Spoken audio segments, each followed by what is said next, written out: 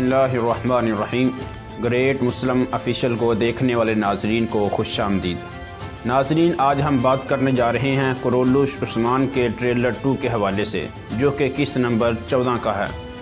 ناظرین، اس میں بہت کچھ نیا ہونے جا رہا ہے، خاص کر دوندار کا نکولہ کے ساتھ منصوبہ بنایا جا رہا ہے۔ دوندار کی موت واقع ہو رہی ہے۔ اس کے بعد عثمان بہت غصے میں ہے اور گوکتوغ کو اپنے خیمے سے باہر نکال رہا ہے۔ اور اس کے بعد آخری پوائنٹ جو ہے وہ ہے بام سے بے کے بارے میں، کہ اس پر غار میں حملہ کر دیا جاتا ہے، وہ غار کی جس میں راز رکھے ہوئے ہیں۔ ناظرین، بات کرتے ہیں پہلے پوائنٹ کے بارے میں، دوندار اور نکولہ کے بارے میں۔ جیسا کہ پچھلی قسط میں نکولہ یہ بات کر چکا ہے کہ میں نکولہ سے، دوندار سے اپنے روابط بناؤں گا، اور روابط بنانے کے بعد پھر اس کے ساتھ مل کر عثمان کے خلاف چال چلوں گا، عثمان کو اپنے جال میں پھنساؤں گا اور اس کو مار ڈالوں گا۔ تو وہی ہوا جس کا ڈر تھا۔ نکولہ کے ساتھ ملاقات کے لیے دوندار قبیلے سے جا چکا ہے، اور اس کی خبر عثمان بے کو ہو چکی ہے۔ جب دوندار واپس آتا ہے، آپ دیکھ سکتے ہیں ٹریلر میں کہ عثمان بے دوندار کی گردن پر اپنی کمان رکھ دیتا ہے۔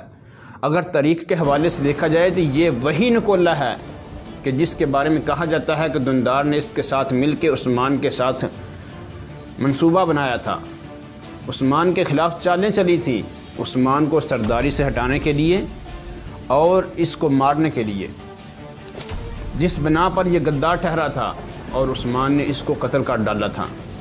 بعض مورخین نے اس طرح بھی لکھا ہے کہ کسی جرگے میں بیٹھ کر دوندار نے عثمان سے عیسائیوں کے حق میں بات کی تھی، جس کا عثمان بے کو بہت غصہ آیا تھا، اور عثمان بے نے اسی جرگے میں بیٹھے ہوئے اس کو تیر مار ڈالا تھا۔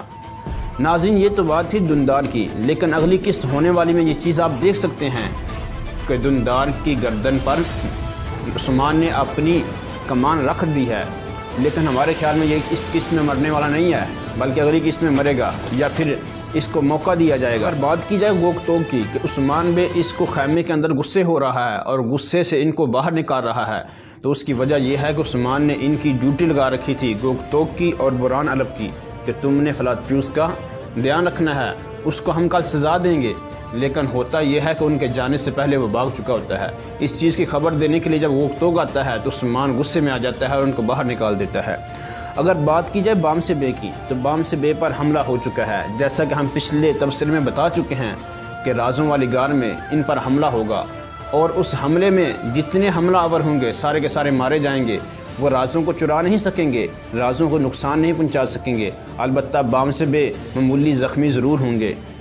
ناظرین، اگر آپ کو ہماری ویڈیو اچھی لگی تو ویڈیو کو لائک کریں اور چینل کو سبسکرائب کریں اور بیل آئیکن کو دبا دیجیے، تاکہ ہماری ہر نئی آنے والی ویڈیو آپ کے پاس پہنچ سکے۔ بہت شکریہ۔